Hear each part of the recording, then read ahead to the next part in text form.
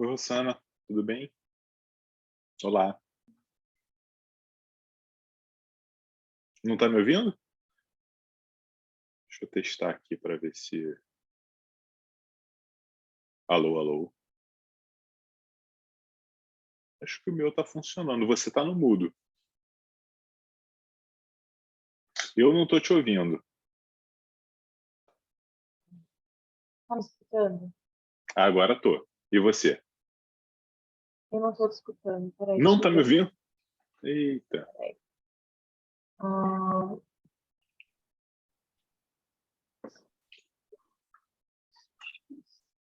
ó, José Augusto, acho que é você. Peraí, tá vendo? Deixa eu mostrar o dispositivo Bluetooth.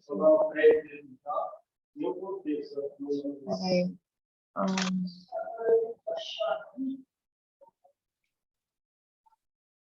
ué, eu não estou conseguindo escutar. Deixa eu ver. Eu tava escutando até agora com o meu fone. Por que será que eu não tô conseguindo? Ó, tá vendo? A gente tá numa sessão de gestão de inovação. Preciso conseguir escutar. Peraí.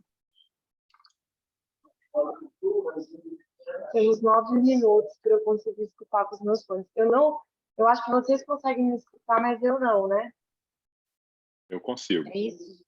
Tá. Vou fechar meu áudio para eu falar sozinho. Bom dia. Bom dia.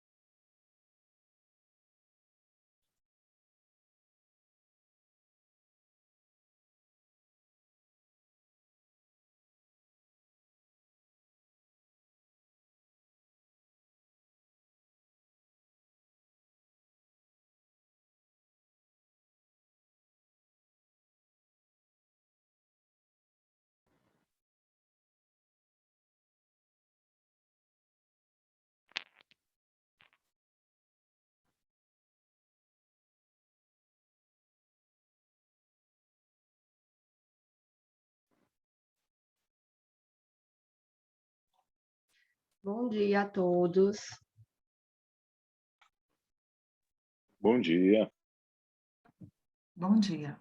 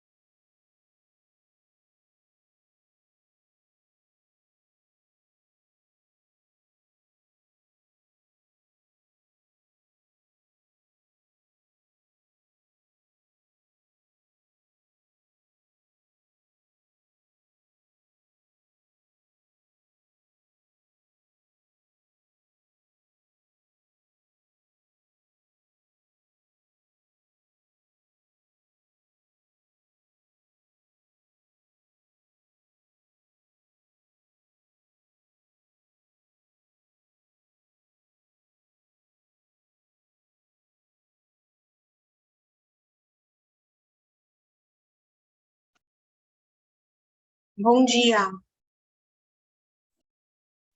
Bom dia. Agora eu tô ouvindo vocês. Eu não estava ouvindo, vou ter que entrar com o áudio do computador mesmo. Eu vou até tentar de novo agora colocar um fone. Peraí. Senão o pessoal aqui da sala onde eu tô vai ficar um pouco chateado comigo, apesar dos artigos serem maravilhosos, né? Claro.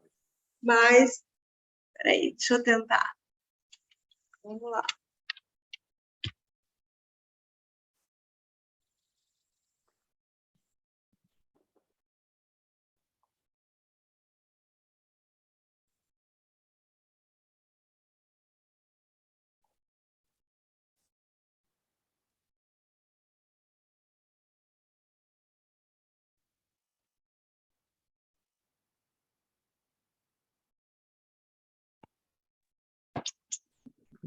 Oi.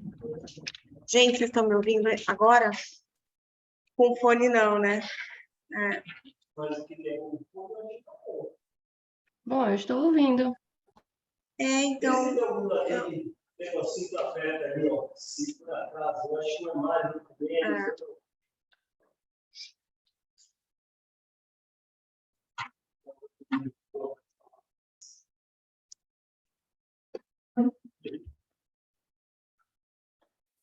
Não.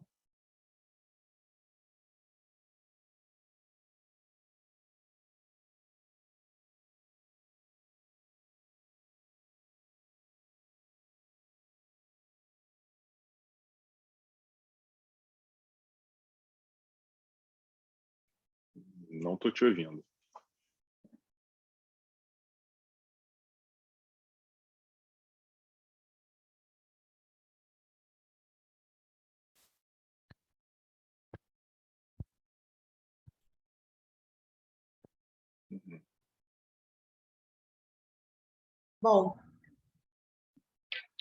bom dia a todos, né?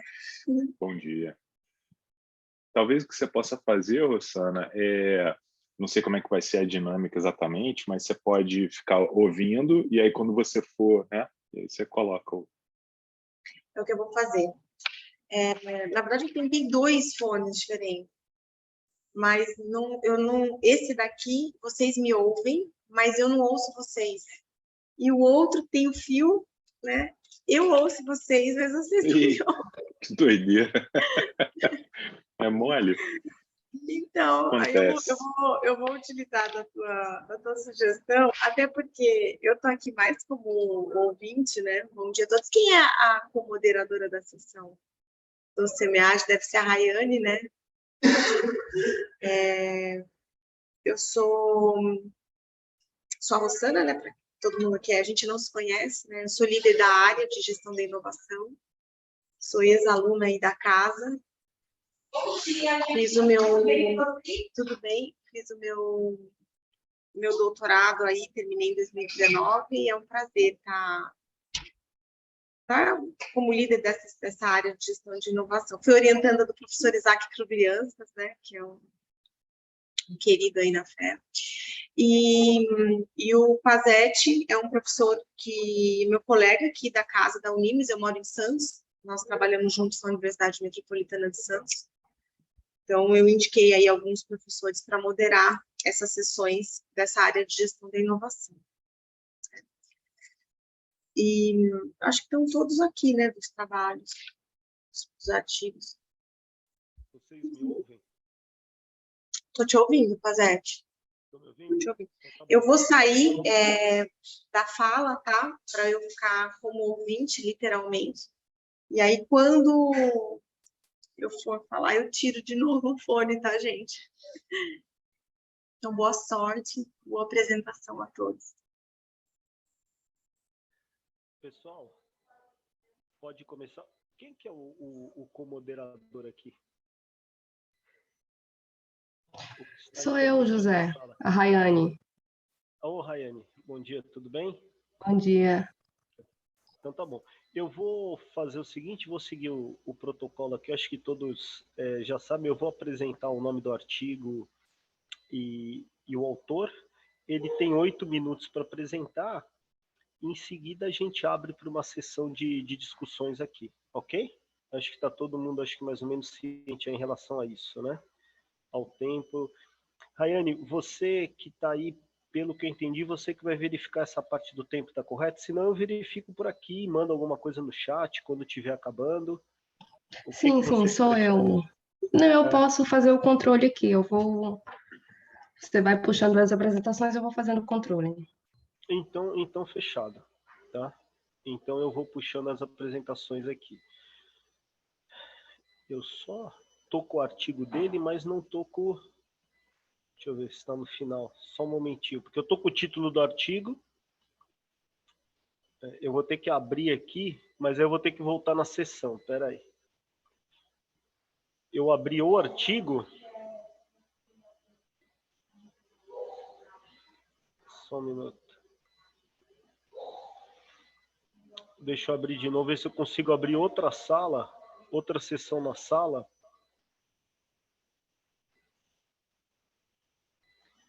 Porque eu tenho medo de sair daqui e fechar.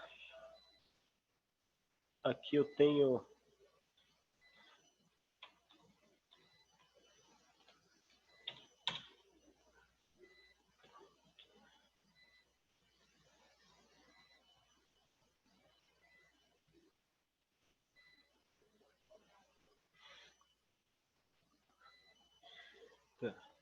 O primeiro está correto aqui. Deixa eu só abrir novamente aqui o artigo. Eu achei que eu ia conseguir ver tudo aqui pelo resumo. Achei. O primeiro, os impactos da inteligência artificial no nível de emprego. Uma revisão de literatura. Está correto, né? E vai ser o José Antônio Afonso Nonato, do Mackenzie. Ele está aí?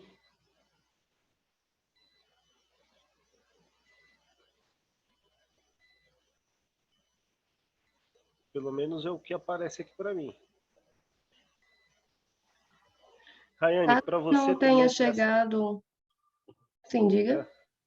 Para você também é ele que está na relação como primeiro artigo? É a ordem. Mas qualquer coisa a gente pode chamar o próximo e deixar ele por último, já que ele ainda não chegou. Não, tranquilo, tranquilo. Sem problema nenhum. Tá? Então vamos fazer o seguinte. O problema aqui, eu tenho ver artigos, mas eu não consigo... Deixa eu ver o negócio. Eu tô com os links de acesso aqui, se você quiser que eu compartilhe. Porque quando eu abro o artigo, eu não vejo o autor aqui. Por isso que eu tô... E aí na agenda da sala aparece o primeiro e eu não consigo visualizar o próximo. Eu não sei se eu que não estou sabendo expandir. Quando você entra aqui, você não visualiza o próximo. Tá aqui, ó, ver artigos, aparece todos. E tem o primeiro, que é o do José Antônio. Eu não sei se para você tem um layout diferente do que para mim. Não, gente, desculpa. Né? O Theo Armindo, ele acabou de falar que ele é o apresentador deste artigo, né? Que na programação é o último. Eu também enxergo esse artigo como o último. Eu enxergo o primeiro artigo da apresentação, o da inovação frugal, sustentabilidade, de Fábio. O Fábio está aqui já com a gente. Então, eu entendi que os próprios autores iam compartilhar, não sei se vocês vão compartilhar ou o vídeo que vocês deram upload no congresso, ou que vocês vão fazer uma apresentação por si só, sabendo que vocês terão aí os 8 minutos. Então, acho que a gente com quem estiver mais preparado, com quem já estiver pronto para colocar a apresentação e a gente já rodar, tá? Independente Bom dia, Tô pessoal. pronto. Bom dia. Bom dia. Um minuto. Os autores deste último artigo sou eu, é o Bruno Quirino. Está informado aí um outro nome. Eu acho que tem um erro aí na programação. Eu posso apresentar em qualquer momento, também estou à disposição, mas pode ser o último da apresentação. Então, esses são os impactos na inteligência artificial no nível de emprego, uma revisão de literatura. Os autores é Bruno Quirino da Silva e eu, Armindo Santos Souza Teodósio. Tá? Ok. Aparece Armindo dos Santos de Souza Teodósio. Isso. Então, vamos só confirmar aqui para saber se todo o pessoal que vai apresentar está seguindo a ordem dos trabalhos, que a gente já começa. Tem o trabalho da inovação aberta e sustentabilidade, né, um estudo do processo de colaboração. Cristiane. A Cristiane, que está aqui. Tô Isso. aqui. Pronto. Você vai apresentar ou quer que eu disponibilize o vídeo da apresentação, Cristiane? Eu prefiro apresentar, apesar Tá. do tempo ser bem curtinho.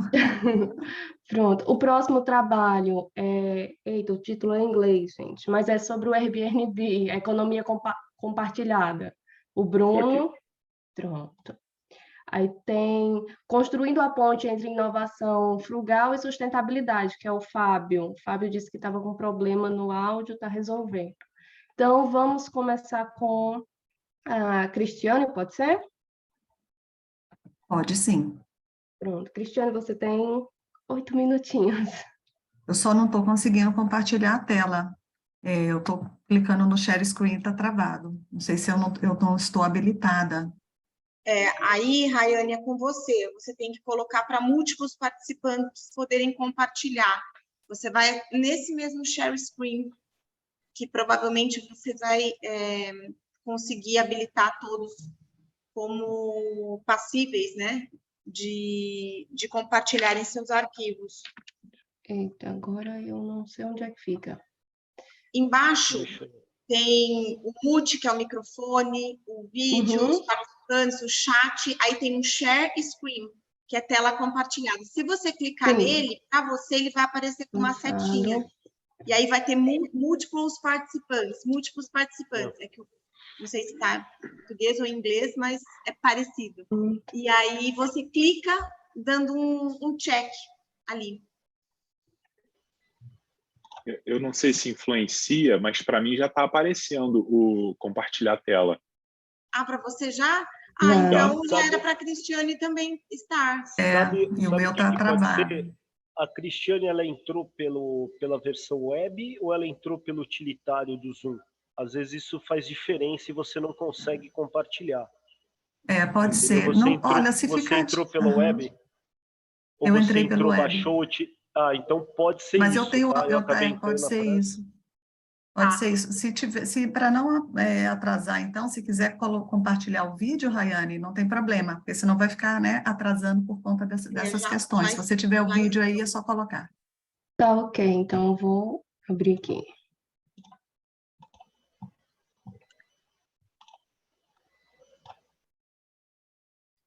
Porque eu também não tenho essa possibilidade de compartilhar, igual a Cristiane. Estou igual a Cristiane aqui. Vou sair de novo da... Ela está compartilhada?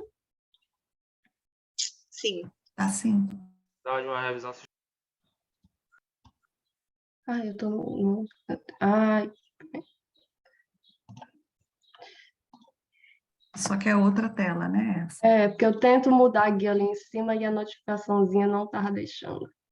Pronto. Vamos lá.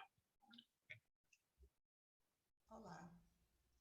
Esse trabalho, a gente buscou trabalhar com inovação aberta sustentável, que é um conceito muito recente na pesquisa. Olá. Esse trabalho, a gente buscou trabalhar com inovação aberta sustentável, que é um conceito muito recente na pesquisa acadêmica, ainda com poucos estudos aí na área. Os projetos de P&D, eles são um elo para buscar uma visão mais aprofundada da inovação aberta sustentável, porque eles permitem uma investigação em subníveis aí, com informações mais refinadas sobre as atividades e os processos que ocorrem, a colaboração e fatores de sucesso e desafios. Então, nós buscamos 3 projetos de pesquisa e desenvolvimento sobre o tema de descarbonização na pecuária, para buscar entender como ocorre o processo de inovação aberta sustentável no contexto de projetos de pesquisa e desenvolvimento para a descarbonização da pecuária brasileira. Nós buscamos, com isso, caracterizar o perfil das empresas envolvidas nesses projetos e compreender o modelo da parceria, o nível de envolvimento do parceiro na criação das soluções, as formas de interação e se há vantagens e desafios no modelo de inovação aberta sustentável. O referencial teórico nosso está embasado em inovação aberta, de Chesbrook, inovação aberta sustentável, de Borges e Kimpimak, e aí com subtemas de colaboração e cocriação e inovação aberta de projetos de P&D. O método foi o estudo de caso, né, uma abordagem de pesquisa quali-descritiva. Nós buscamos entrevistas com os líderes de 3 projetos de pesquisa da Embrapa nessa área de descarbonização e também com os analistas das áreas de transferência de tecnologia que atuam com os contratos dessas parcerias.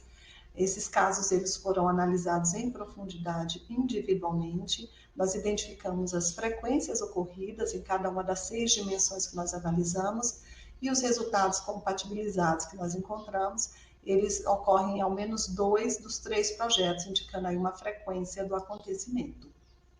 A gente utilizou um roteiro semi-estruturado de entrevista, a partir da revisão de literatura na área de inovação aberta, nós vamos falar e abordar essas dimensões nos resultados. A origem da parceria era a primeira dimensão, buscamos entender aí se nasce de uma demanda interna ou externa. O perfil da parceria, buscamos compreender se são empresas complementares, a Embrapa, se são outras organizações, institutos de pesquisa, universidades, por exemplo, e se há indivíduos envolvidos, como clientes, usuários ou outros.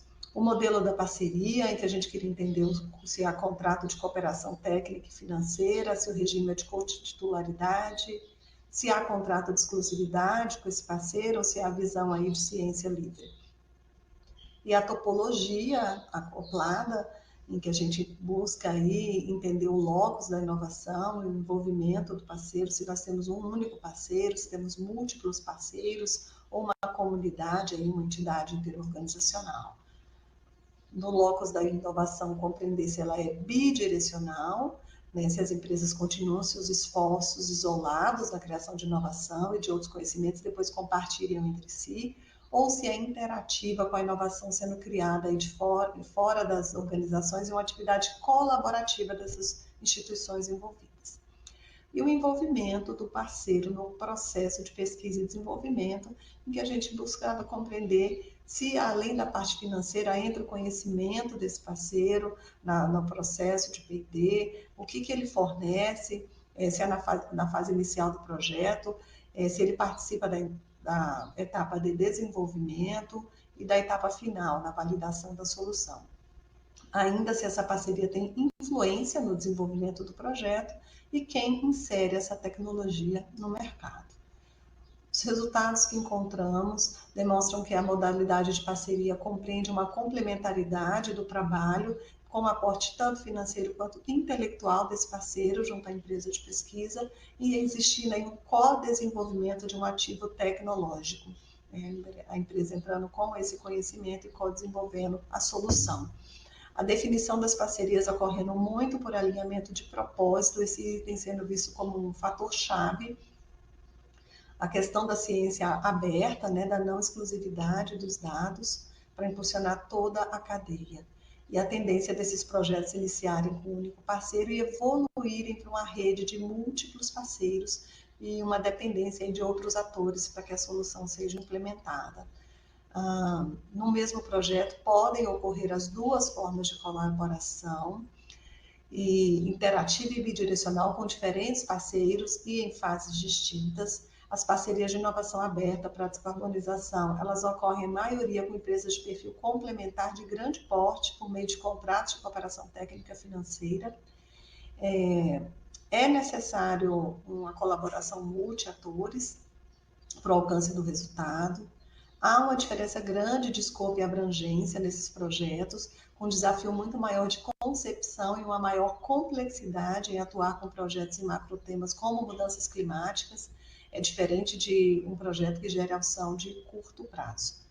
E há uma dependência dos produtores rurais adotarem essas tecnologias para que a empresa parceira atenda às metas dela de sustentabilidade. Isso vai envolver, então, uma ampla rede aí, como governo, com políticas públicas, certificadoras, empresas de transferência de tecnologia, as empresas privadas, entre outros.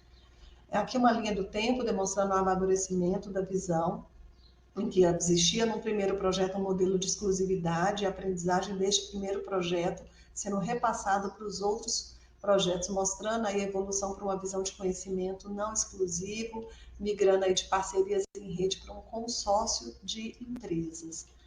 Como conclusão deste trabalho, percebemos que a origem do projeto surge muito mais por demanda externa da iniciativa privada, esses projetos de descarbonização da pecuária, a definição da parceria ocorrendo por alinhamento de propósito, primeiramente, como fator-chave, as parcerias acontecendo com empresas de grande porte, com contribuição intelectual e co-desenvolvimento, né? Um fluxo de informação com entrada e saída de conhecimento entre esses parceiros, uma tendência deles iniciarem com um único parceiro e evoluírem para uma rede, e o envolvimento da parceria ocorrendo aí em todas as fases do projeto, com mais intensidade nas fases iniciais e final. Vimos sobre o amadurecimento do modelo aí do projeto para a ciência aberta, um modelo de governança também em pleno curso, com um modelo de consórcio de parceria sendo desenhado para atender temas de inovação aberta sustentável, para a descarbonização. Não foram percebidas grandes diferenças aí de um projeto executado para inovação aberta e inovação aberta sustentável. A diferença é de escopo e abrangência, o desafio é maior da concepção e da complexidade de atuar com esses macro temas e com essas grandes redes. O estudo contém limitações quanto ao escopo, né? Foram 3 projetos da Embrapa, o tema é novo, os projetos recentes, e esse aprendizado levantado ele tem relevância, mas a percepção pode se alterar durante a evolução destes projetos. As referências estão disponibilizadas aqui e nós agradecemos a oportunidade.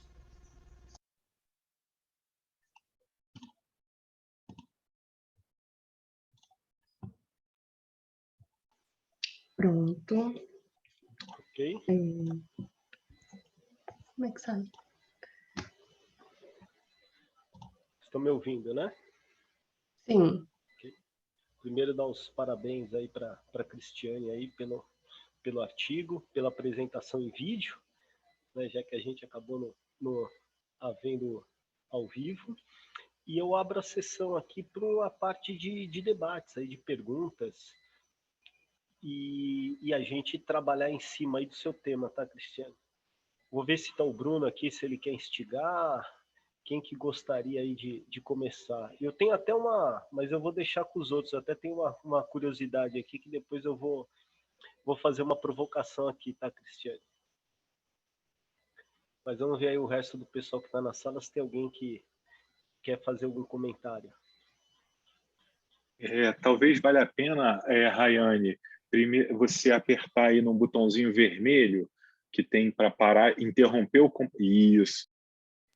Obrigada, porque eu já olhei achando e não achei. Legal. Valeu, Bruno. Eu acho que eu vou fazer também assim uma rápida... Acho que, na verdade, é uma pergunta e um comentário.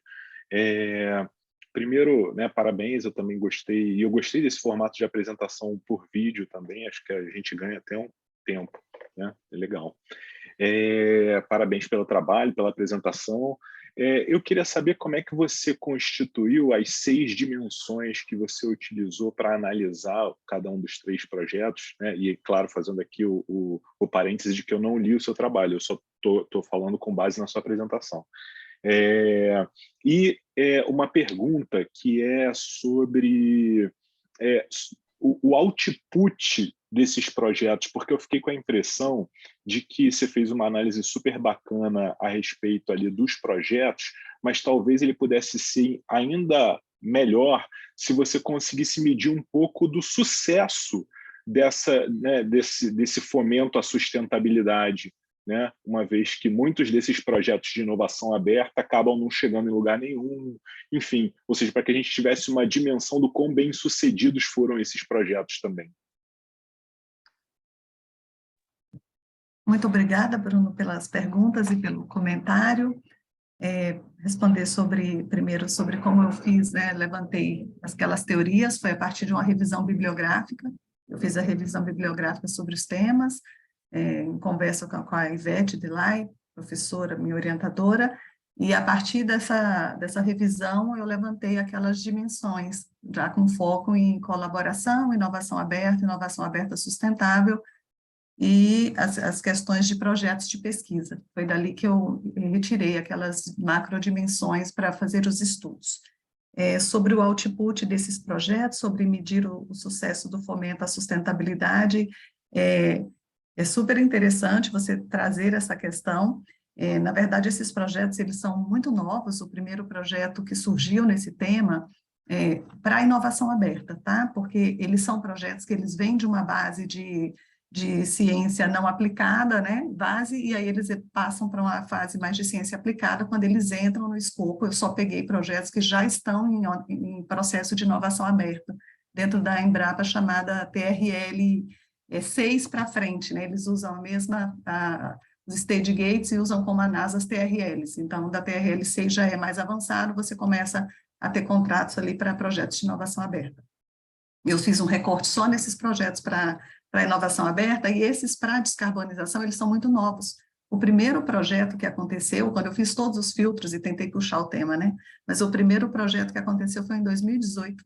Ele iniciou em 2018, ele teve uma fase, só tem um projeto finalizado sobre esse tema, que é para carne e carbono neutro, né? Inclusive na COP teve apresentação ontem, né, da primeira leva de carne e carbono neutro sendo exportada. Então, é muito novo. Agora que isso está dando saída, e nós temos os dois outros projetos que nós pegamos, eles estão em andamento. Um está na fase quase final e outro está na fase meio. Então, nós não temos ainda como medir esses outputs, mas a gente espera que, ao longo do tempo, mais alguns anos, a gente consiga fazer, né, outros estudos venham e consiga fazer isso, mas seria o mais interessante conseguir esse recorte, né? Eu espero que se acompanhe esse tipo de projeto para conseguir extrair isso aí em pouco tempo. Legal. E mais uma vez, muito interessante esse tema, né? Muito, muito bacana mesmo. Parabéns. Obrigado. Obrigada, Bruno. Ô, Cristiane, eu vou aproveitar que o Bruno aqui falou, e você até me falou aqui na resposta para o Bruno, que só tinham 3 projetos, um concluído, um no meio, um aí no início. Eu vou trazer um pouco mais assim para o cotidiano, e eu queria a sua impressão dentro do que você levantou de literatura, se você viu realmente uma provocação.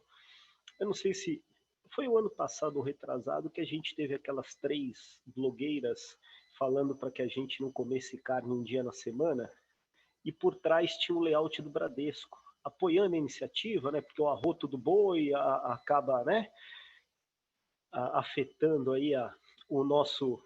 Eles falaram aí, tipo, 2 dias fizeram um churrasco do pessoal do agronegócio na frente do Bradesco, e o Bradesco se desculpou, né? Então esse negócio de sustentável, não é bem assim, elas falaram que usaram a plataforma do Bradesco, por quê?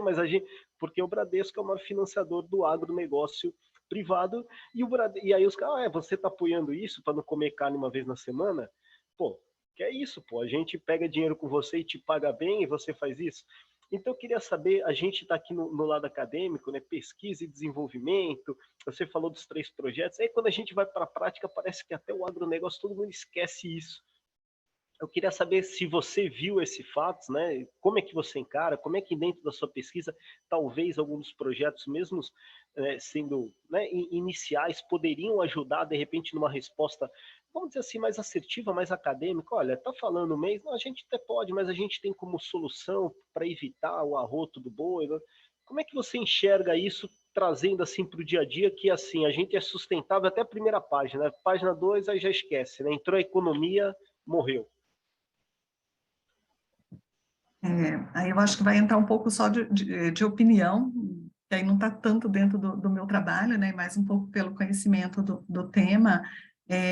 Eu entendo que dentro da ciência, assim, nesse escopo de recorte da Embrapa, eu vejo um esforço, um trabalho muito grande da ciência e da comunicação científica, né, buscar a popularização da ciência para esse tema, mas não é algo simples, né, entender que existe, sim, uma parte do agro tentando fazer um trabalho sustentável mesmo, E, só que a gente tem o outro lado, que é um lado muito ruim, que ele também existe do agro, né? Aquele agro que desmata e que não está dentro desse escopo aí de avanço de quando se trabalha com alta tecnologia, que é o que a gente tem aí com quem está trabalhando com sustentabilidade.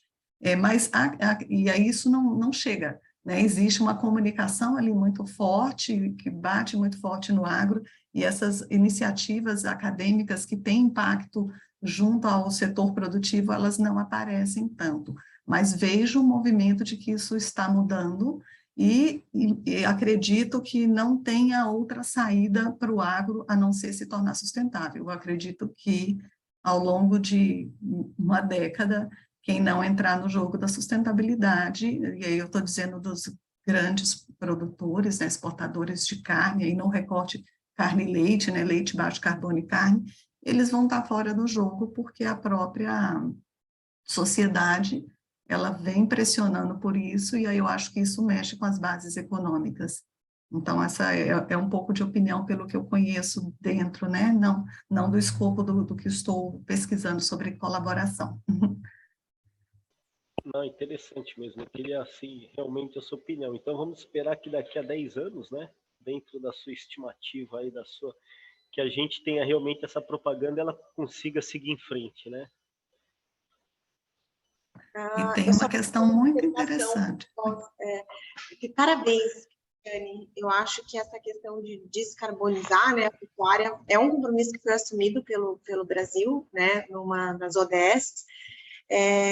Mas o que mais eu gostei de ver no teu trabalho, no teu artigo, é essa questão das parcerias, assim, né, da importância que se dá nas empresas buscarem essa parceria, né?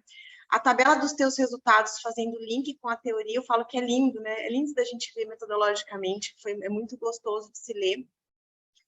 Esses resultados que indicam que nas parcerias de inovação aberta, principalmente, né, eles surgem por demanda externa, para mim fica claro, até pegando um pouco desse link, Pazete, que hoje eu acho assim, as empresas de grande porte, fica claro no seu trabalho, que são quem provavelmente vão resolver essa questão da sustentabilidade na pecuária, né, vamos dizer assim. Então, são os investimentos de P&D dessas empresas de grande porte que vão ali vão ditar esse movimento e esse tempo do mercado se adequar, da pecuária se adequar a essas questões da sustentabilidade. É um fato que é uma vantagem competitiva, mas é óbvio que a gente fica sempre numa balança, e a academia tem esse intuito de trazer, a academia tem que ficar cada vez mais próximo do business, né? Eu acho que é legal a gente fazer os links das teorias, o quanto as inovações abertas, elas são voltadas à sustentabilidade, o quanto elas necessitam dessa parceria, mas no dia a dia eu acho que o nosso objetivo é tentar cada vez mais diminuir essa distância que existe entre o nosso dia a dia da prática e o que a gente estuda nas questões teóricas, nos conceitos teóricos, nos possíveis frameworks que possam vir ajudar aí as pessoas que fazem negócio. Mas, de uma maneira geral, né, eu acho que é uma vantagem competitiva das empresas olhar para isso é o futuro, que nem você fala, olhar para isso com olhos de preocupação, né, e importância é o que devem ser levados em consideração. Parabéns, Cristiane, acho que a gente já deve ter excedido o tempo. Desculpa, eu não consigo deixar de falar. Desculpa. Pô, mas tem que falar mesmo. Legal. Cristiane, parabéns novamente. Eu vou te convidar, né? É um procedimento aqui a você e todos que estão aqui na sala para depois entrar na parte de network.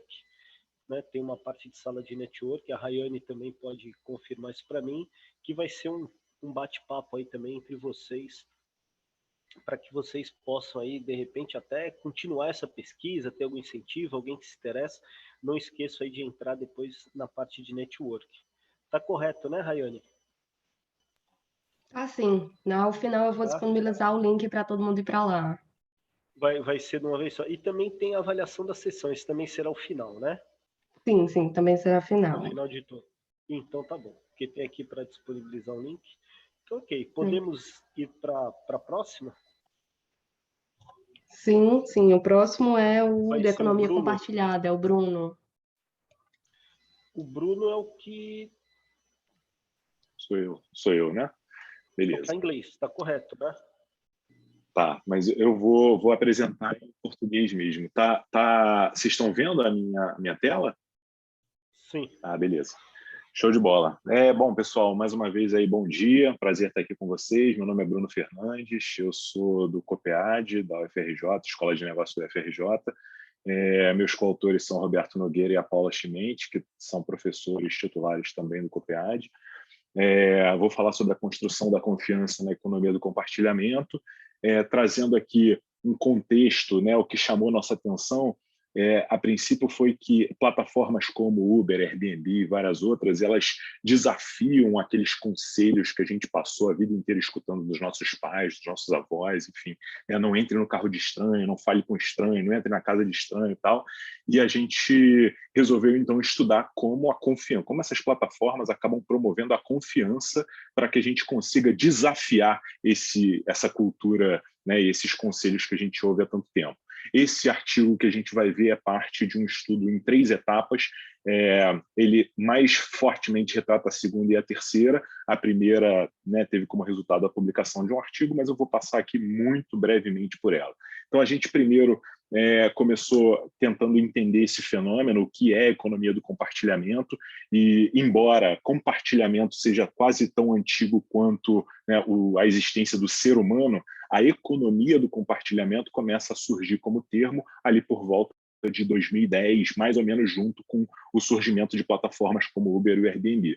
De lá para cá, acaba virando um conceito amplo, onde, né, a gente vai jogando ali uma série de coisas, mas nós, né, nós resolvemos focar naquilo que de fato existe de novo na economia do compartilhamento, que são essas plataformas intermediando transações entre pessoas físicas, né? Tendo pessoas físicas como ofertantes de produtos e serviços e pessoas físicas como demandantes de produtos e serviços.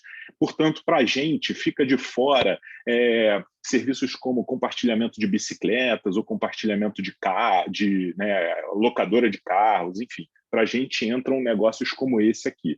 E aí, num primeiro artigo, né, nós procuramos fazer uma seleção sistemática de iniciativas que representassem esse fenômeno.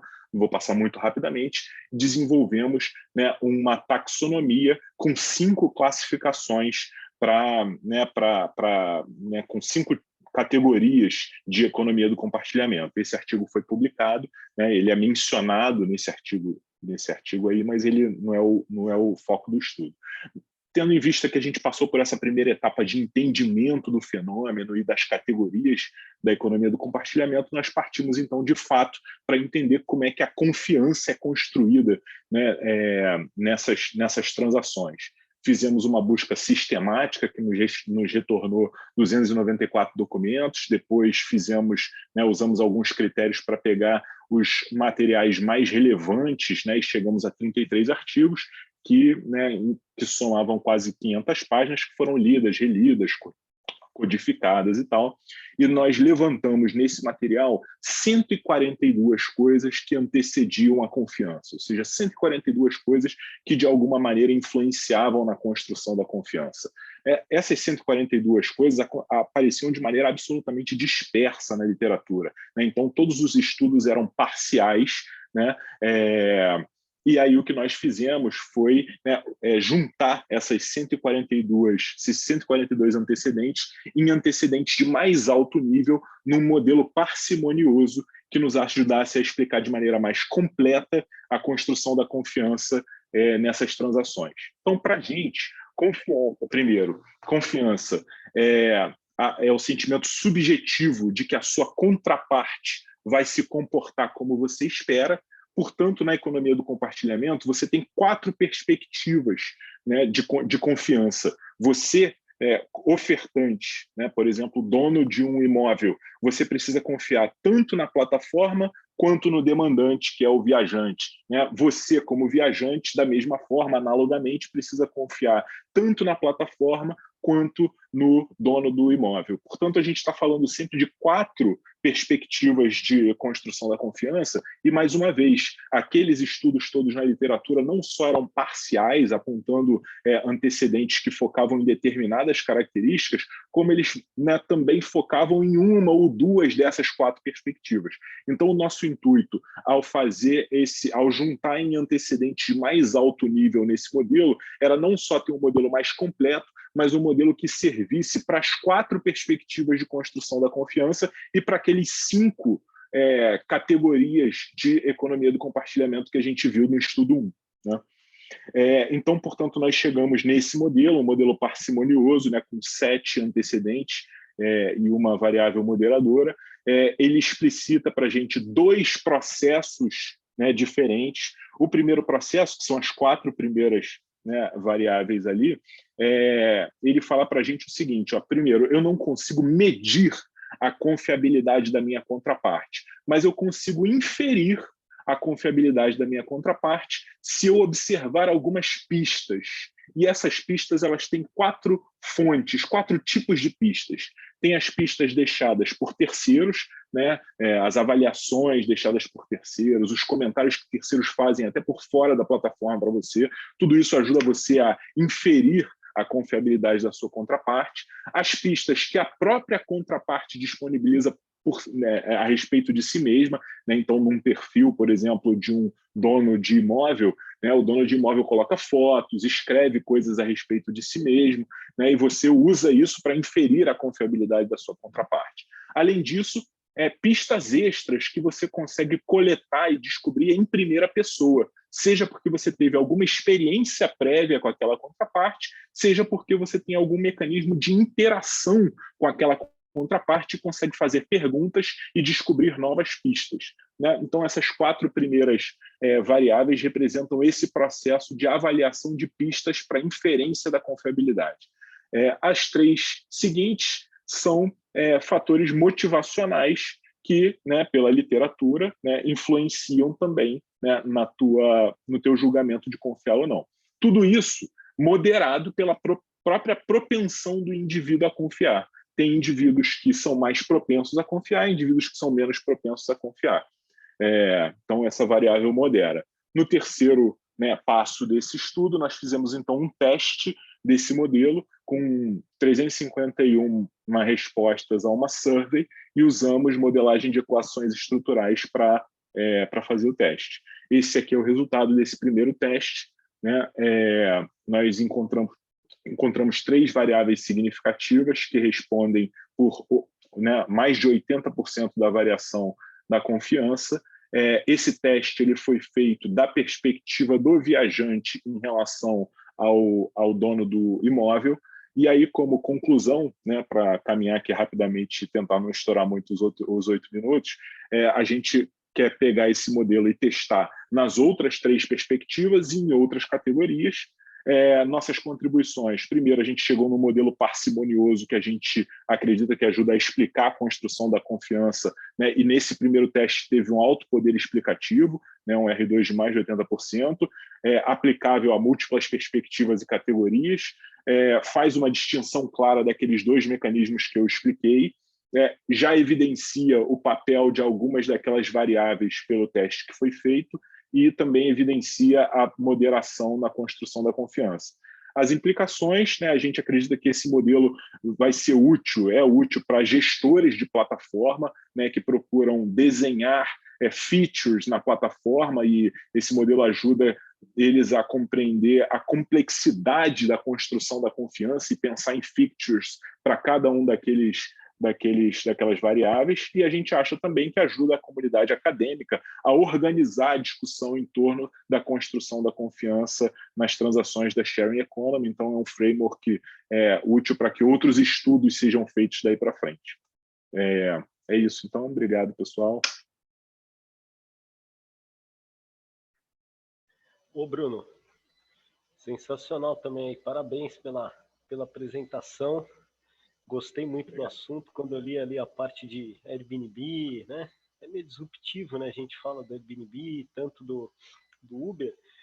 De novo, eu vou trazer aqui para o nosso dia a dia, mas eu vou deixar os outros aqui provocarem primeiro, eu vou deixar para o final, né? Que eu sempre gosto de uma opinião aí. Eu leio e penso numa outra coisa. Eu acho que você até não tratou, mas aí eu quero, como eu perguntei para a Cristiane, uma opinião pessoal e do pesquisador. Tá bom? Alguém quer fazer aqui uma pergunta e aproveitar o Bruno?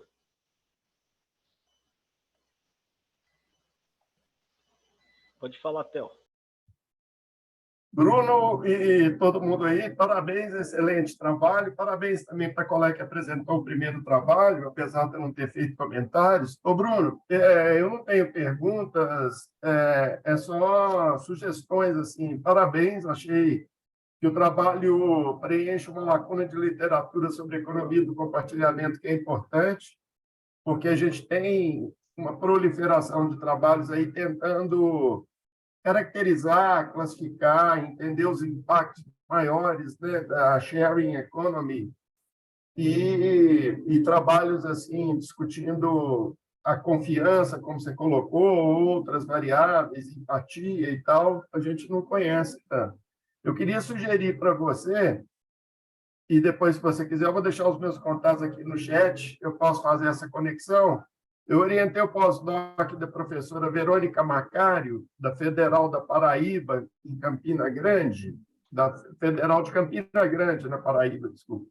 E ela estudou exatamente o sentido da economia do compartilhamento através dessas empresas de plataforma. Um trabalho bem interessante que já surtiu aí alguns artigos publicados em journals. Acho que é uma pessoa interessante aí para vocês manterem diálogo, tanto dela apoiar a sua pesquisa, quanto você também interagir e apoiar a pesquisa e os interesses dela. E, no mais, é isso. Parabéns, excelente trabalho, muito sucesso aí na sua caminhada. Tá? Beleza, Theo. Show de bola, obrigado. Acho que vai ser muito legal entrar em contato com ela, sim. Vou anotar os seus contatos aqui para depois pedir para você fazer essa ponte. Acho que é uma oportunidade, né, a gente fazer essas trocas e essas conexões aqui num evento como esse. Obrigado. Pô, só isso aí já está valendo evento, né? Essa ideia, eles até forçaram o network, mas pô, o Theo contribuir, né? Ter tido orientado aí uma pós-doc aí e vai ao encontro aí do que o Bruno precisa. Pô, legal mesmo. Bruno, a minha questão é mais para o cotidiano. Você até, eu não vi no artigo, mas você acabou comentando na apresentação que não olhou, por exemplo, o compartilhamento de bicicleta.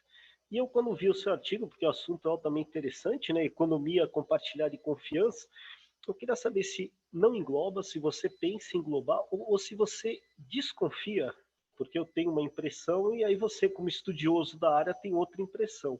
Se quando a gente fala em economia compartilhada e confiança, em sites que não tem a interação, essa confiança aumenta. Então, eu quero dizer o seguinte, por exemplo, Mercado Livre.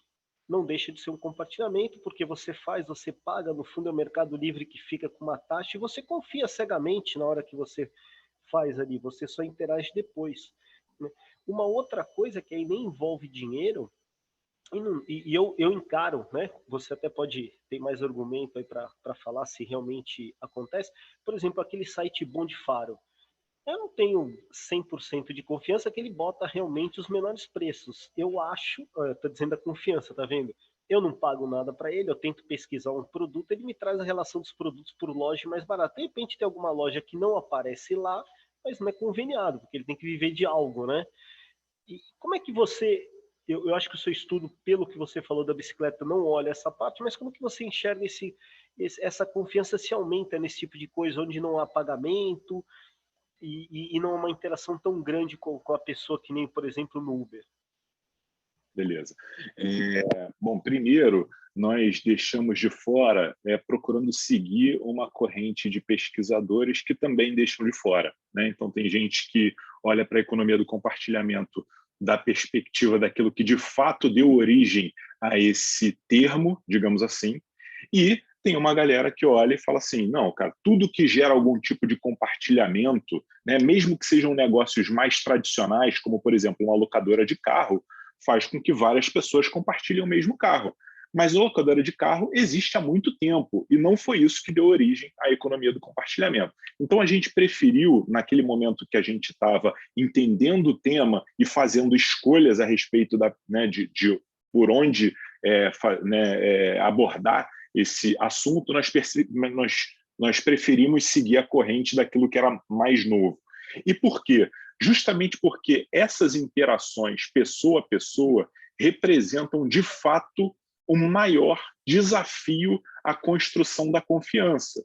Por quê? Porque, né, e aí, né, trazendo um pouquinho de coisas que não estão nem no artigo, se você olhar para a nossa história, a gente vem deslocando a nossa confiança nas transações comerciais para as empresas, né? Se você olhar lá para trás, quando éramos artesãos, você confiava em transacionar com uma pessoa, você com outra pessoa e tal. Com o passar do tempo, e aí Revolução Industrial e tal, a gente deslocou a nossa confiança para as instituições, né? Então, a gente passou a confiar em empresas, marcas e contratos. Então, esse é o estado atual da nossa confiança. A gente tem mais facilidade de confiar nesses mecanismos do que voltar a confiar em outras pessoas. Então, né, do ponto de vista do estudo da construção da confiança, fazia mais sentido para a gente realmente focar nessas plataformas que promovem a interação de uma pessoa física interagindo com outra. Você, o dono do apartamento, muitas vezes recebendo um estranho para dormir na mesma casa que você, né? A gente achou que fazia mais sentido, fizemos essa escolha, né? Uma escolha de abordagem, né? Não existe unanimidade. Você queria que tivesse lá o supplier, né, o ofertante e o demandante. Você queria que tivesse essa relação, né? Mas Exato. sabe o que eu achei muito curioso, Bruno? Não ter suportado a tua hipótese 2. Eu nomeei como autoapresentação. Eu vou te contar porque eu sou uma usuária do Airbnb. E usuária constante, eu posso te dizer. Então, a avaliação de terceiros, a hora que eu li teu trabalho, eu falei, nossa, não, certeza, a avaliação de terceiros vai suportar, né? Depois eu pensei assim, poxa, eu como usuário do Airbnb, eu vi lá o host, super host, faz toda a diferença para mim. Por quê? Porque está atrelado para mim a uma fácil resolução de problemas. Se o cara é super host, a hospitalidade dele é considerada como super host, então eu não sei se isso entraria na autoapresentação ou se entraria na avaliação de terceiros. Então, acho que, de repente... Na nossa modelagem ali, entra em avaliação de terceiro, porque, na verdade, é a plataforma falando a respeito da sua contraparte, não ela falando a respeito dela mesma.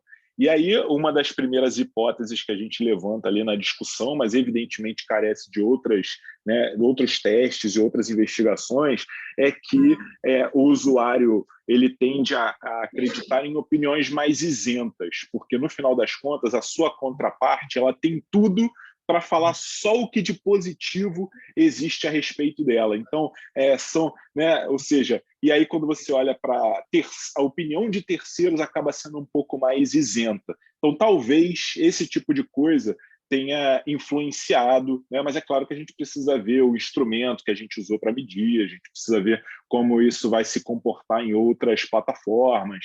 Enfim, né? Foi um primeiro teste, mas eu concordo contigo, né? A gente também esperava que fosse suportada, mas, enfim, né? Acontece. Todas as hipóteses que a gente levanta, a gente sempre espera que elas sejam corroboradas. Nem sempre isso acontece, mas não invalida, obviamente, que as nossas pesquisas, né? Mas eu sei que você levantou todas as suas hipóteses baseadas em literatura, mas eu fiquei pensando mesmo o que me faz decidir, e eu entendi que essa avaliação do Roche talvez tivesse entrado na hipótese 1 e não na 2, não na autoavaliação, porque quem avalia como super Roche ainda é terceiros, né? E a confiabilidade no site. Eu não vi isso. Tem algum tipo de... Já que a gente está falando de economia compartilhada e que a plataforma, né, o aplicativo faz toda a diferença, vou te dizer por quê. Porque não adianta eu considerar que a avaliação de terceiros elas são importantes para mim se elas são gerenciadas pelo site. Eu acho que isso faz toda a diferença. Então, eu não vi esse processo de confiança, não sei se foi assim que você colocou, né? Process Building Trust, né? Trust Building. Eu não sei se eu não vi essa avaliação do site. Não sei, enfim. Não, perfeito. Só te respondendo, porque são 4 perspectivas, né? Você como dono do apartamento na plataforma e no viajante, e você como viajante na plataforma e no dono do apartamento. A gente só testou uma perspectiva que foi do viajante no dono do apartamento. Então, a que é no site é uma das outras perspectivas. Então, são outros testes e outros artigos que a gente certamente vai continuar investigando e observando como é que é o comportamento. Mas o interessante é que o mesmo modelo, né, você consegue utilizar para medir essas outras perspectivas, né? Agora, só para finalizar, que eu estou curiosa, a variável moderadora, que é a propensão para confiança, onde eu pulei, eu não vi os resultados disso, e eu fiquei curiosa. Porque, por exemplo, eu sou uma pessoa que eu tenho propensão para confiança, apesar de olhar a avaliação de terceiros, eu tenho uma propensão para confiança. Porque eu penso assim, às vezes pode não ter sido uma boa experiência para a pessoa, mas vai ser para mim. E eu não vi o resultado dessa propensão da confiança. Eu fiquei curiosa. Onde é que está no teu artigo? Eu só vi que você colocou como uma variável moderadora. Aí eu reli a conclusão. Falei, será que eu pulei alguma parte? Agora você está me falando, assim, primeiro eu não coloquei na apresentação mesmo, né? Assim, passei batido. E segundo, eu imagino que esteja no que eu submeti. Se não tiver, numa versão mais recente, certamente está. E aí eu te adianto dizendo que indivíduos menos propensos a confiar, eles tendem, o impacto da avaliação de terceiros é menor e das pistas que ele colhe em primeira pessoa é maior, né? Ou seja, de fato tem esse impacto, né? Quanto menos propenso a confiar você mais você acredita nas pistas que você coletou em primeira pessoa e menos você acredita nas pistas que terceiros deixaram. Tem esse impacto. O que eu tirei um senso comum, que eu pensei assim, são divididas, você falou pistas, né? Para mim eram dicas, as cues, né? Dicas, aí eu falei, dicas, as dicas, ou os fatores de engajamento. Aí eu peguei e falei, quem são os mais propensos a confiar, eles devem ser mais, modera mais as dicas do que os fatores de engajamento, entendeu? Eu levantei uma hipótese, mas eu fiquei curiosa, porque eu quero saber o resultado. Então, eu não encontrei no teu artigo o resultado da tua variável moderadora, e ela é muito interessante, né? Então, eu deixo aí a sugestão, na hora que você for mandar aí para uma revista, inserir esses resultados dessa variável moderadora. Legal, Rossana, obrigado. Está anotado aqui, Parabéns. Obrigado. Valeu. Pronto. Fábio, você voltou com o seu microfone? Olá, pessoal, bom dia. Vocês conseguem me ouvir agora? Sim. Show de bola. Eu peço desculpas, eu tive esse contratempo.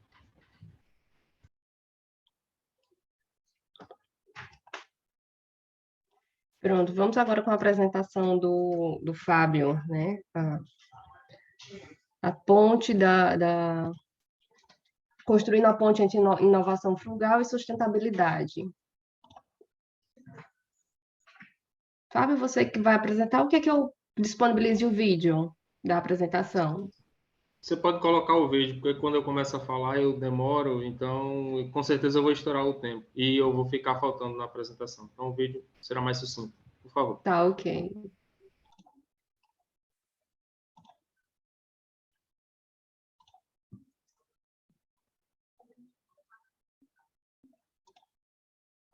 Olá pessoal, saudações a todos. Estou aqui para apresentar o trabalho Construindo a Ponte entre Inovação Frugal e Sustentabilidade, uma revisão sistemática da literatura de minha autoria, Fábio da Silva, da Universidade de Potiguar, juntamente com a professora doutora Cristina Hermann Nodari, da Universidade Federal Vale do Rio Grande do Sul, e do professor doutor Carlos Dias Chaim, da Universidade Estadual do Ceará. A nossa questão de pesquisa é saber qual o estado atual do conhecimento acadêmico e científico que relaciona os construtos de inovação frugal e sustentabilidade. E nosso objetivo foi analisar a conexão existente entre inovação frugal e sustentabilidade com a proposta de esquema. Bem, a literatura sobre sustentabilidade ela é baseada praticamente em 3 grandes obras. A primeira é o relatório da Comissão Mundial sobre Meio Ambiente e Desenvolvimento de 1987. A segunda, a obra de Elkington, 2001, que cunhou o termo Triple Bottom Line. E, por fim, os Objetivos de Desenvolvimento Sustentáveis das Nações Unidas de 2015, né, os conhecidos ODS. Em relação à inovação frugal, importante frisar que ela surge sempre em países em desenvolvimento, com ambientes em escassez de recursos, em restrição de recursos, seja física, financeira, tecnológica, de pessoas, de estrutura, enfim. Nesses ambientes em que há restrições, geralmente em países em desenvolvimento, né? E aí essa conjuntura, né, tudo isso é propício para o surgimento dessas inovações frugais. E essas inovações frugais, né, a abordagem da frugalidade, ela oferece tanto a inspiração para empreendedores, né, como todo um leque de oportunidades para que empreendedores, gestores, formuladores de políticas para mitigar os problemas socioambientais e econômicos dos países em desenvolvimento ou países ricos, mas de população de baixa renda. O nosso método a nossa coleta de dados se baseou nas duas bases de dados da Scopus Insights and Direct.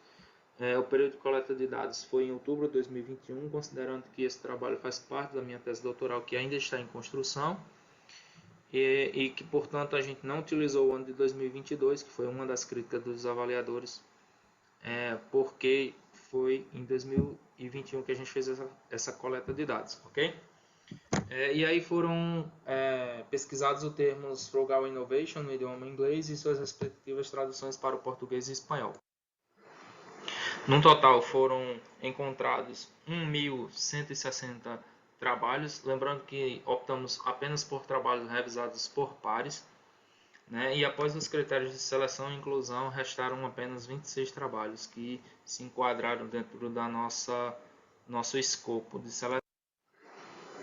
Os periódicos que mais publicaram tiveram 4 publicações, representando 15,38% da nossa seleção, né, que foi o Journal of Clean Production e Sustainability.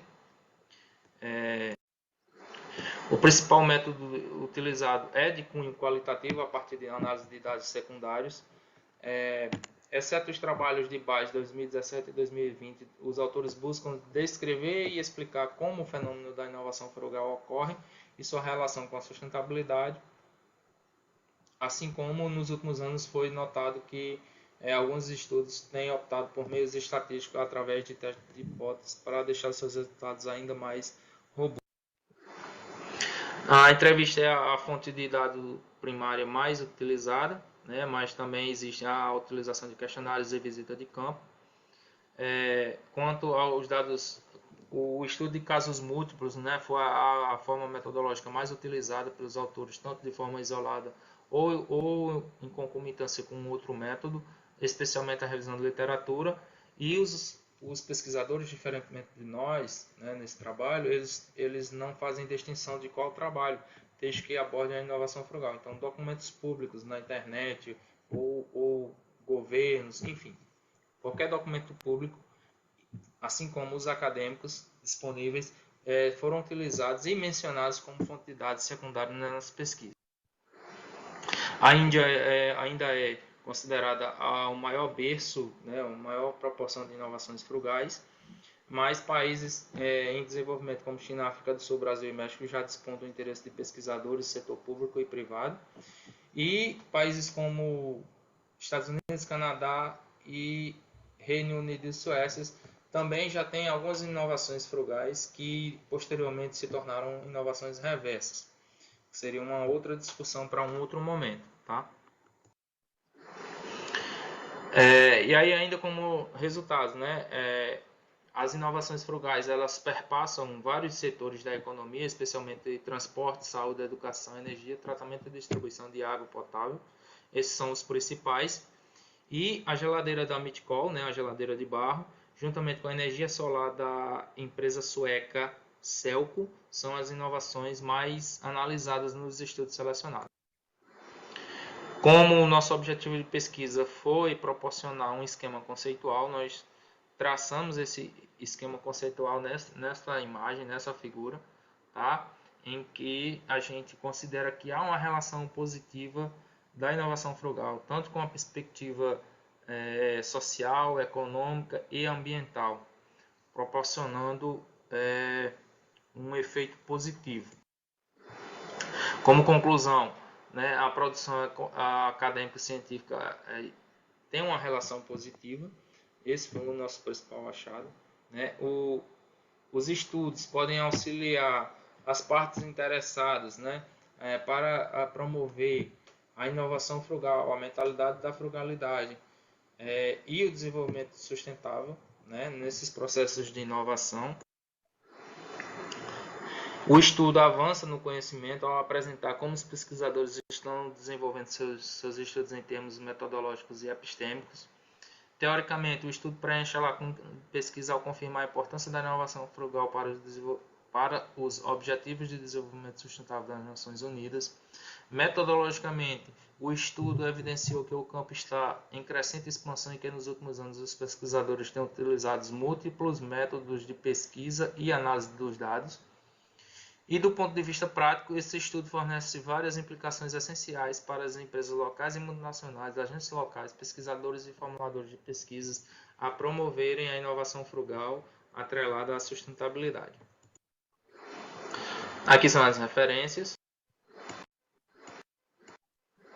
E muito obrigado. Olá, pessoal.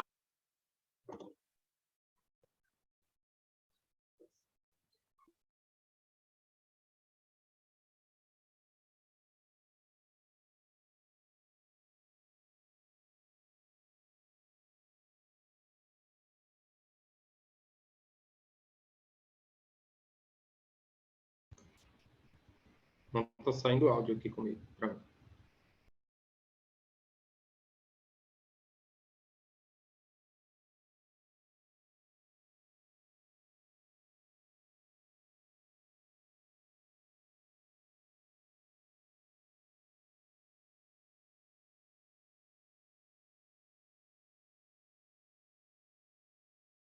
Gente, o Pazete está com problema no áudio.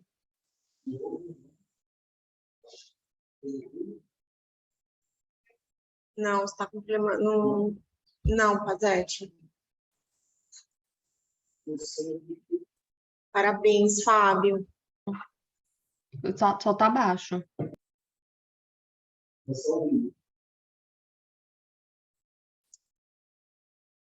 Tem que aumentar, Pazete.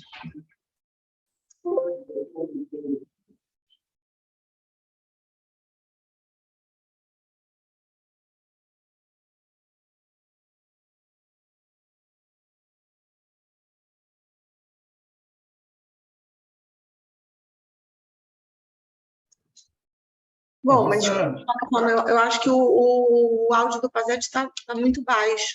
Alguém tem alguma pergunta para o Fábio? Oi, Théo, pode ir. Tá. Ô, Fábio, parabéns também pelo trabalho. Achei bem interessante, bem desenvolvida também a pesquisa, né? Desejo muito sucesso aí na sua pesquisa. Eu queria sugerir, não para esse momento da sua pesquisa agora, aí eu acho que você precisa conversar com seus professores, orientadores e tudo, mas que você se aproximasse da Associação Brasileira de Pesquisadores em Tecnologias Sociais. É uma associação que foi criada esse ano e tem pesquisadores aí do campo da inovação social e das tecnologias sociais que são muito importantes no contexto brasileiro. O Renato Dagnino, o Felipe Aidor e uma série de outros e outras. E acho que o tema da inovação frugal, ele dialoga muito, e é muito importante promover esse diálogo, com o da inovação social, tá, em si, e com uma abordagem que é típica aqui dos países do sul global, vamos chamar assim, e você abriu sua apresentação, Fábio, destacando aí os problemas, né, como que o tema da inovação frugal surge nos países que a gente chama de capitalistas desenvolvidos ou centrais. Então, é bem interessante também promover um diálogo com aqueles que estão no sul global, fazendo pesquisa a partir do conceito de tecnologias sociais. Ele é um conceito que rivaliza, aí, ou pode rivalizar, ou pode, inclusive, dependendo da abordagem, da forma como você construir esse diálogo, pode somar com o conceito de inovação frugal. Aí eu vou deixar uns contatos aqui. Você pode, se você desejar, achar que vale a pena, faz um contato comigo também, que eu te articulo com essa rede de pesquisadores de inovação social e também com pesquisadores brasileiros que trabalham com tecnologia social. A mais conhecida delas, que é uma pessoa que tem uma projeção internacional, né? É a professora Marley Possebon, da HEC de Montreal e da Fundação Getúlio Vargas, São Paulo. É uma grande pesquisadora sobre tecnologias sociais. No mais, é isso. É só esse comentário e muito sucesso aí para a sua pesquisa, para os seus trabalhos, tá? Obrigado, professor. Com certeza eu vou querer, sim, esses contatos. Lembrando que a minha dissertação foi sobre inovação social, e aí, por isso, agora eu estou ingressando na inovação frugal, né?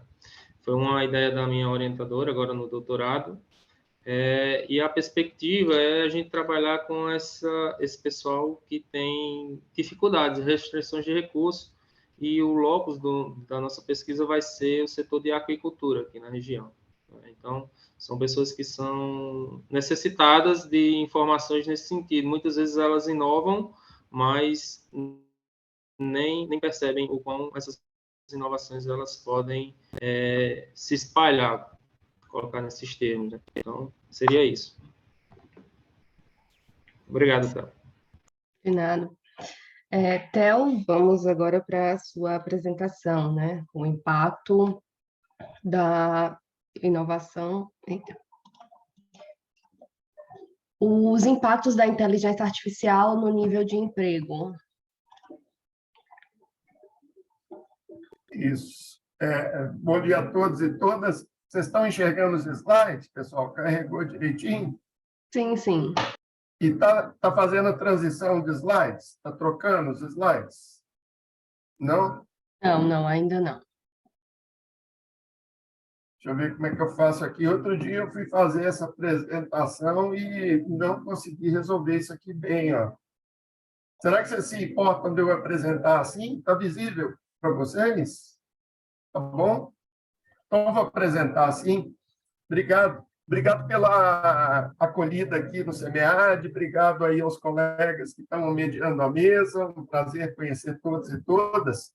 Eu sou o Theo, é o meu apelido, todo mundo me chama de Theo, tá? No meio profissional, acadêmico, então me chama de Theo. Eu sou Armindo Santos Teodósio, professor do Programa de Pós-Graduação em Administração da PUC Minas. E orienta o doutoramento do Bruno Silva Quirino, que infelizmente não está aqui conosco. Ele teve um problema importante aí de saúde na família e não pôde estar conosco. Esse é um trabalho de muito esforço de pesquisa do Bruno, né? E é sobre os impactos da inteligência artificial no nível de emprego. Essa é uma preocupação importante dele. Ele quer desenvolver um projeto de pesquisa de tese, está no primeiro ano, doutoramento, discutindo quais alternativas podem ser criadas para mitigar aí eventuais problemas de desemprego em massa criados aí pela difusão massiva da inteligência artificial, né, da Big Data e outros fenômenos tecnológicos no mundo contemporâneo. Então, o objetivo do trabalho é investigar o risco de desemprego em massa, em virtude da introdução da inteligência artificial, internet das coisas e indústria 4.0, e ver quais são esses riscos de substituição da força de trabalho humana pelas máquinas, quarta revolução industrial, e detectar outras temáticas relevantes. Então, esse é um trabalho de bibliometria, né? A gente coloca no trabalho uma base bibliográfica que já é de amplo conhecimento, né? Falando sobre e colocando os debates e controvérsias a respeito da quarta onda de revolução industrial, com a emergência da inteligência artificial, do Big Data, da internet das coisas, a demanda e os desafios pelo chamado Deep Learning, né, que é transformar as máquinas em direção a uma aprendizagem profunda, significativa, e construindo aí uma concepção de inteligência mais abrangente, né, do que simplesmente oferecer resultados e indicações de decisões, né, para que nós, humanos, implementemos essas decisões. Eu vou passar mais rápido, né, porque são 8 minutos, então isso está no artigo também, esse debate. Depois a gente discute um pouco as aplicações da inteligência artificial, da internet das coisas, da Big Data em amplos setores da sociedade, né? E aqui, principalmente, os aspectos que impactam a transformação do mundo dos negócios, né? E transformam a nossa forma de atuar nos mercados, viver em sociedade, construir nossas democracias também, né? Então, é um tema bastante atual em todos esses sentidos. Ele tem uma penetração e uma abrangência na vida de todos nós, né? Com muitas promessas, né? De transformação e modernização dos negócios em direção a mais cuidado e atenção aos consumidores, um envolvimento mais profundo com os desejos e anseios dos eleitores, dos cidadãos, né? E formas mais compartilhadas e sustentáveis, como os colegas apresentaram hoje aqui na sessão, de utilização dos recursos que toda a sociedade tem disponível, né? Já construídos, e aqueles recursos também estão ligados ao chamado patrimônio natural, né? O meio ambiente. E aí a gente também coloca essa discussão, né, sobre a inteligência artificial mais abrangente, mais estreita, né? E aí a ameaça dos superrobôs, né? As ameaças também que essa inteligência artificial pode trazer. Então, tem autores, por exemplo, como o Manica, que vai colocar que será que o gênio está fora da lâmpada, né? Será que a gente construiu aí um novo Frankenstein tecnológico que vai nos tiranizar? E aí, um parênteses bem rápido, no pouco tempo que eu tenho, estava ajudando o Bruno a redigir esse artigo, formar essa apresentação e tudo mais, e minha filhinha chegou e perguntou o que eu estava fazendo, ela tem 6 anos de idade, e por uma coincidência enorme, ela estava assistindo um filminho dos robôs malvados. E aí ela disse, olha, papai, estuda bastante aí para nos proteger dos robôs malvados, né? Mas esses riscos são muito grandes, né? Da mão de obra humana se tornar irrelevante, da gente ter armas fatais, nucleares, autônomas, né? Construir um capitalismo de vigilância também que entra aí e afeta o direito à privacidade. Tem autores como o Han que vão falar da sociedade de cansaço, do racismo digital a partir dessas plataformas, né, e outras formas de preconceito. E o Russman, David Russman, que tem um livro muito interessante que eu gosto muito, que como a democracia chega ao fim, um dos capítulos dele é sobre a inexistência de governança no metaverso e nesses outros ambientes da inteligência artificial, criando oportunidades para o que se chama de anarcocapitalismo, né? Talvez o Elon Musk seja aí um dos representantes desse anarcocapitalismo que não respeita a lógica social, as instituições democráticas e tudo mais. E aí a gente faz uma bibliometria, né? Com essas etapas aí, o método teve uma pesquisa piloto para verificar a pergunta de pesquisa, objetivos gerais, identificação de estudos a partir de Web of Science, Spell, Cielo e CAPES. Então, a gente não quis ficar só com uma análise a partir de Web of Science, para fazer uma integração entre literatura internacional e nacional. Selecionou os artigos, passou para análise síntese, né? O Bruno fez uma leitura extensa aí dos artigos selecionados e fez uma classificação e uma tipologia, né? Como é que a literatura vê, assim, a quarta onda da Revolução Industrial, ela é realmente nova e, por isso, a gente deve se preocupar com a extinção de empregos? Extinção de empregos é um problema mesmo, porque tem alguns que vão defender que não, né? E as ondas de revolução industrial e tecnológica, elas alteraram a natureza dos empregos no curto prazo, mas no longo prazo elas ampliaram a base de empregos. Então, esse é um debate aberto na literatura. E aí eu vou acelerar, desculpa. Foram localizados 4 livros, 10 artigos em journals, né? Artigos mais livres, 22. E aí, esses são os autores principais citados. Ainda há uma predominância, né, de autores internacionais. São um convite para a nossa produção nacional ser mais presente. Aqui também a distribuição das publicações pelas bases de dados. E o ponto mais importante aqui, ó, a bibliometria, a partir das áreas, né, a administração precisa ocupar mais esse espaço. E aqui eu acho que é o grande resultado que a gente precisa discutir. Olha só, muitos artigos com foco nos impactos dos negócios, menos nas preocupações sociais. Há uma predominância de artigos otimistas sobre essas transformações, os pessimistas são menos, e aí também não há exatamente uma visão muito definitiva sobre o desemprego em massa. Então, são poucos autores, ou é menos da metade dos autores que defendem a ideia de que vai haver desemprego em massa. E também um debate em aberto se essa quarta revolução industrial é semelhante ou não às demais.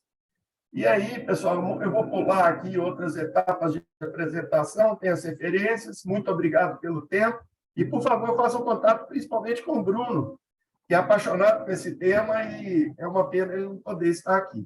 Obrigado e desculpa aí ter passado um pouco do tempo.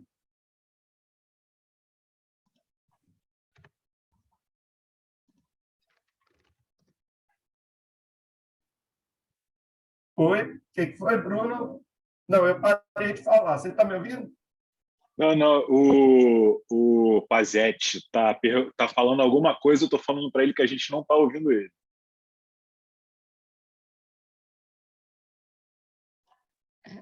Pazetti, tenta desconectar o fone para poder falar com o áudio do computador, no estilo da Rosana, que ela estava fazendo mais cedo.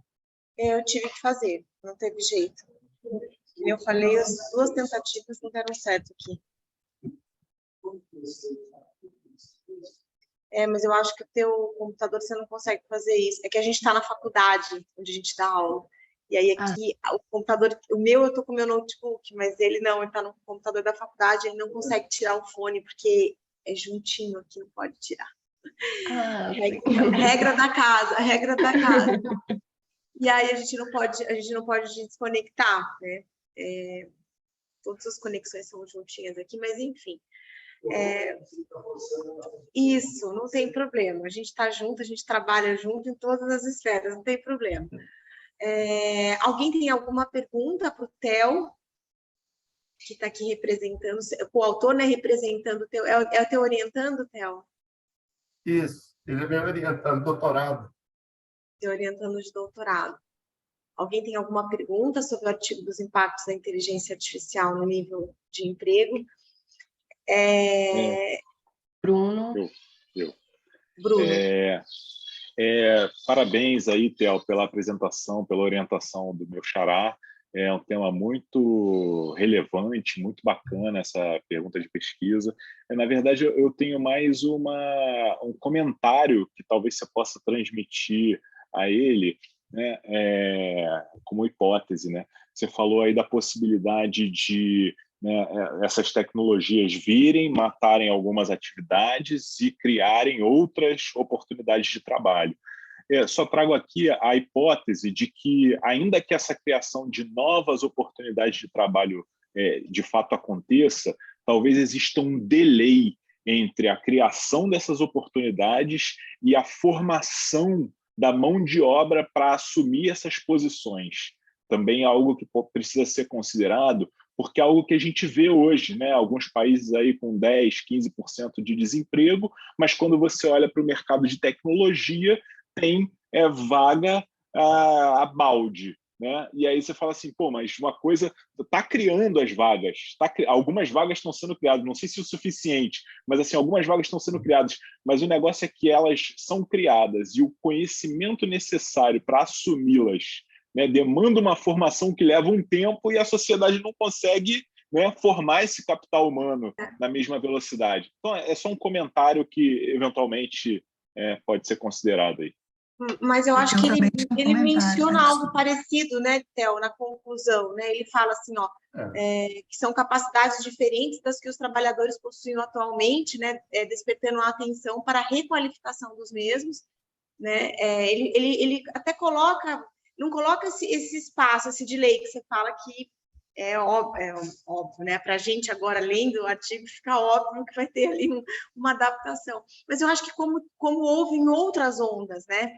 porque é muito interessante esse levantamento que ele fez, que ele fala, né, em 9 casos, né, de 10, eles falam que pode ser similar, né, obviamente que não, ele não enxerga as mudanças atuais, né, como diferentes das anteriores, né, ele fala, obviamente tem as suas diferenças, mas que os impactos eles provavelmente vão ser mais otimistas do que eles estão mais otimistas do que negativos, né?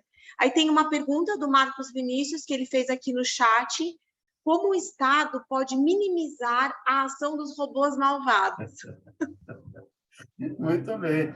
E um abraço carinhoso para o Marcos Vinícius, meu colega, meu amigo aqui de Minas, grande pesquisador da Fundação João Pinheiro, aqui de BH, professor, coordenador do programa lá de pós-graduação.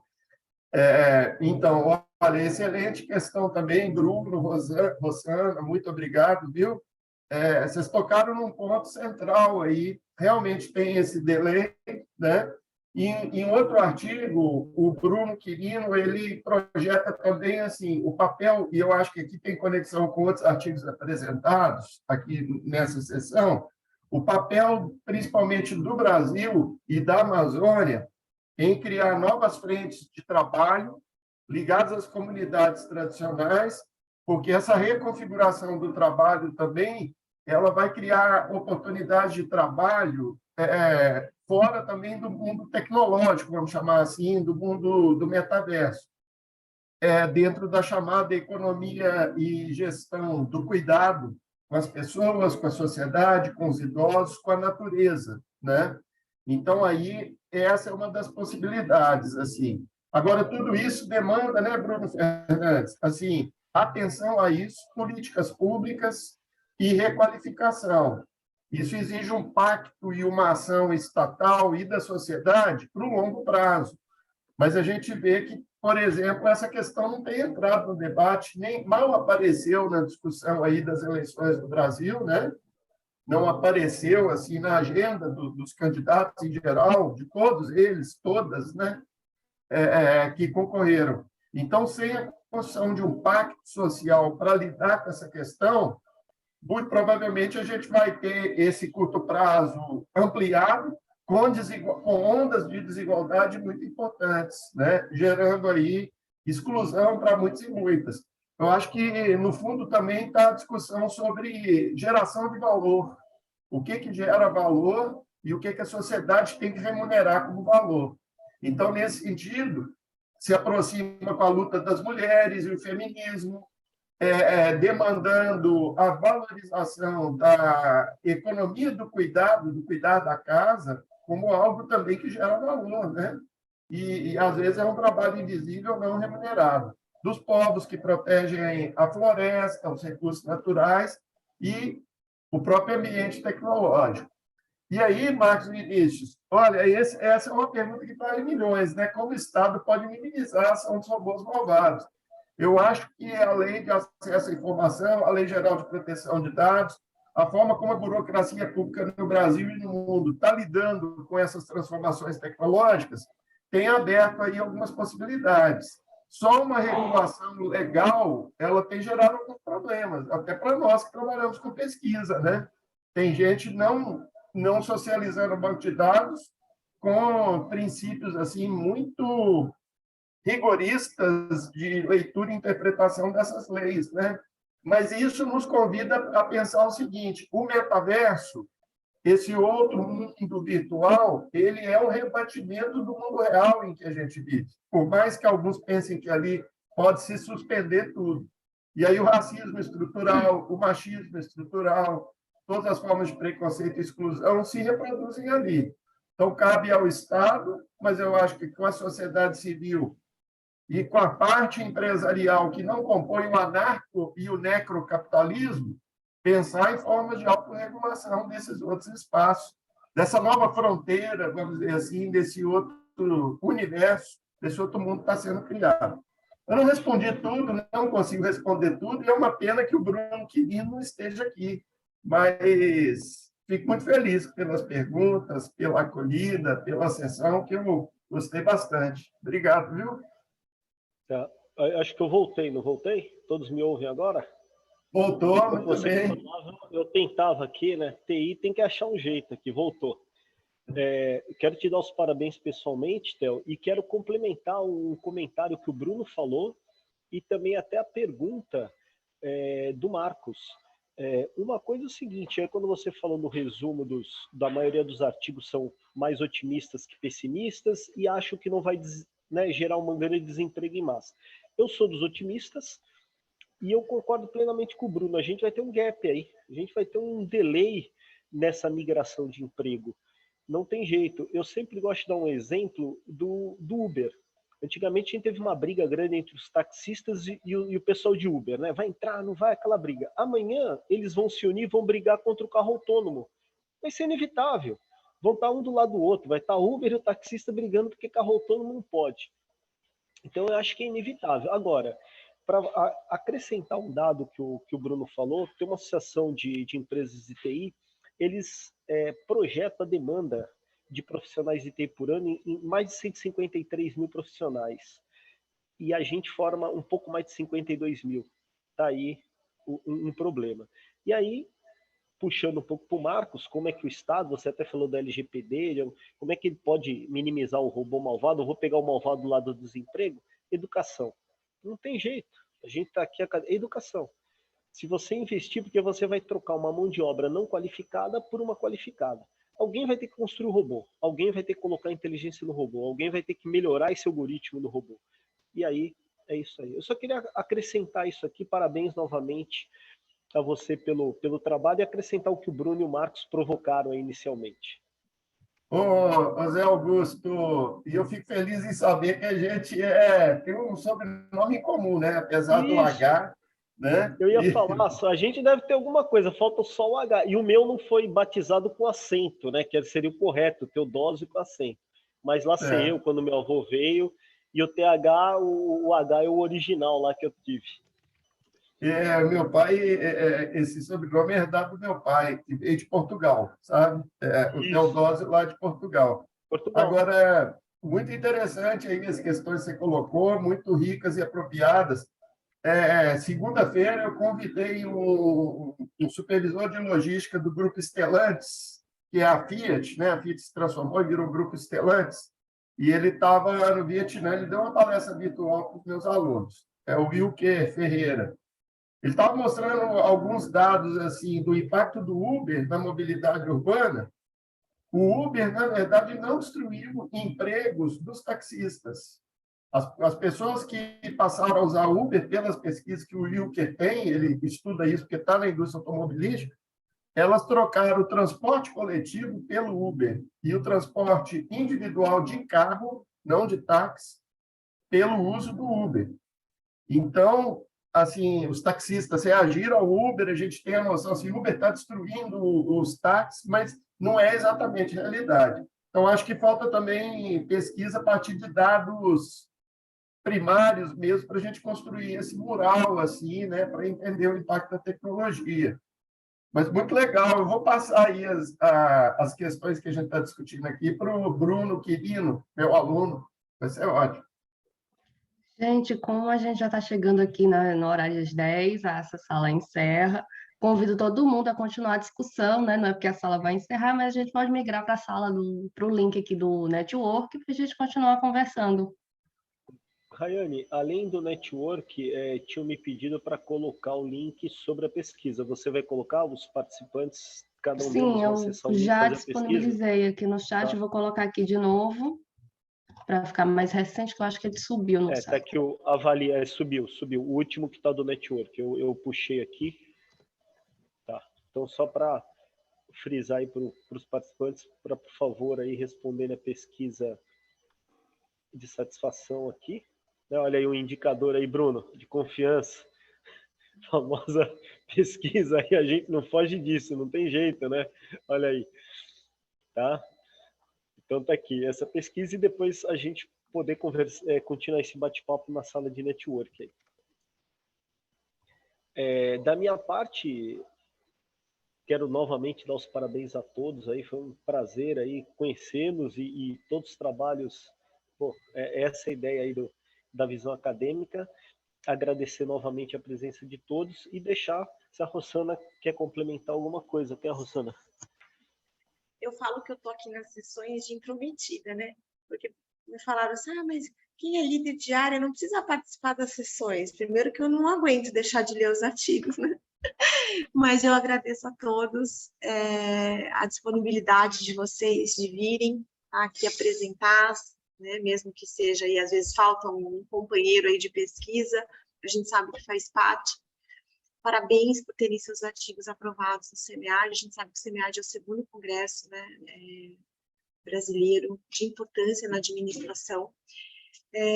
E vamos para o chat do networking aí para a Rayane poder encerrar a sessão, que a gente já passou. Desculpem pelos problemas com áudio. É a primeira sessão, então sabe a primeira reunião sempre dá algum probleminha no ao vivo e a cores, né? Então faz parte do show.